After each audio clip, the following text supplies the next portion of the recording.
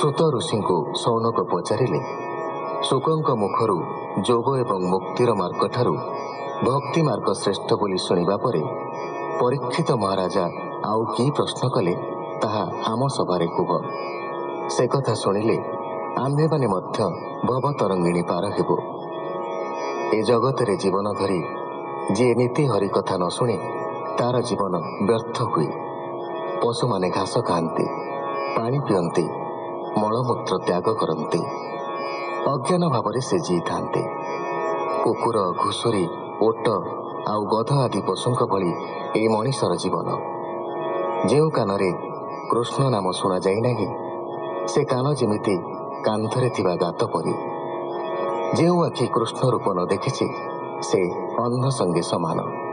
सुत कहिले राजा परीक्षित सुखदेवंक तत्वज्ञान पूर्ण कथा शुणिबा परे स्थिर निश्चित हेले जे श्रीकृष्ण छड़ा आउ काहारी पूजा करिबा उचित नुहे। राजा उवाच हे सुख तुम्भर वचन कृष्णर जेते गुण कर्म जहा शुणन्ते पाप हरे पवित्र बाह्य अभ्यंतरे शुणी अज्ञान मोर गला तुम्भ प्रसाद जेनु हेला से कथा कह मुनि मते जेमन्ते धरी दृढ़ चित्ते।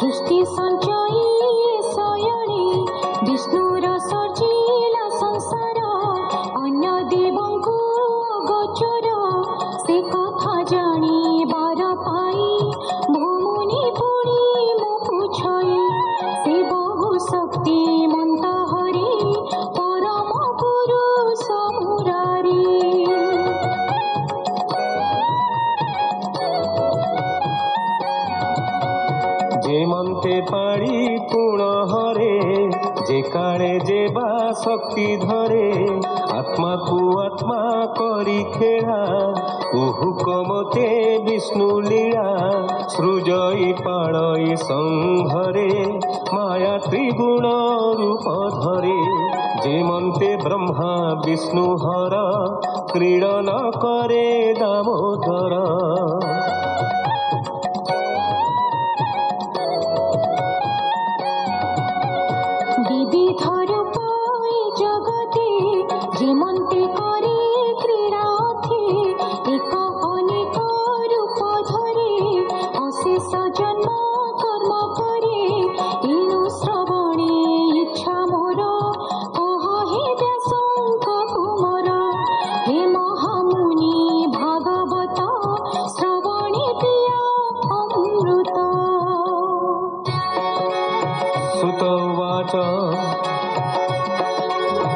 हेमंत परीक्षित कथा पुरुषोत्तम गुणगाथा शुणी सानंद व्यास सूत कृष्ण चरणे देई चित्त। ध्यानी से चिंती नारायण बोइले परीक्षित सुण नमस्ते परम पुरुष अनंत घटिजा प्रकाश।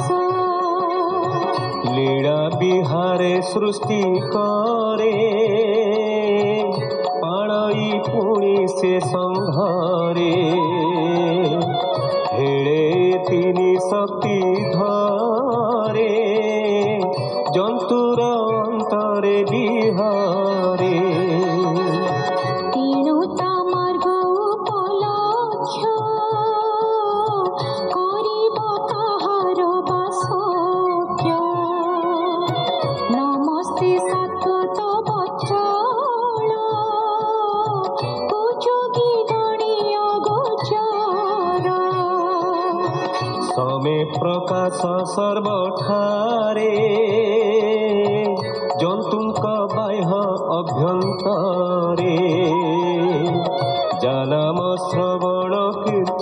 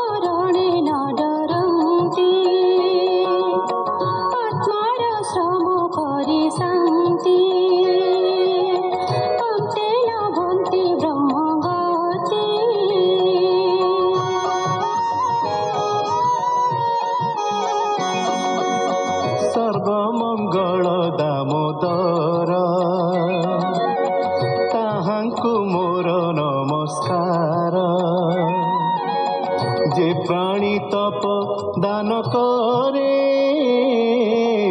যশ সম্পাদিয়ে সংসারে সুবুদ্ধি পণে মন্ত্র সাধি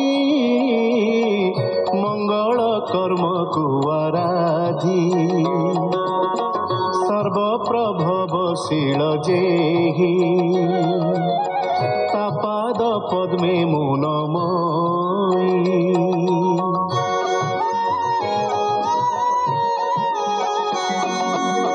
যে হরি জগত জীবন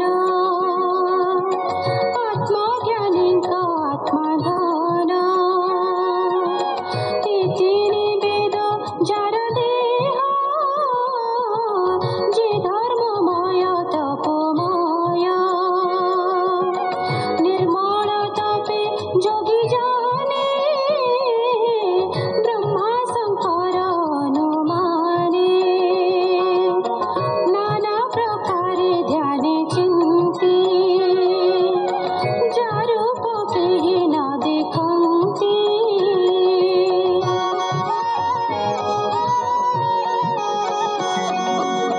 যে লক্ষ্মীপতি যজ্ঞপতি যে প্রজাপতি জ্ঞানপতি যে লোকপতি ধরাপতি যাদব বংশপতি গতি সাধব গণে যাহা চিন্তি সে হেউ মোর মনে স্থিতি নমস্তে ব্যাসরূপ হরি হৃদয়ে বস কৃপা করি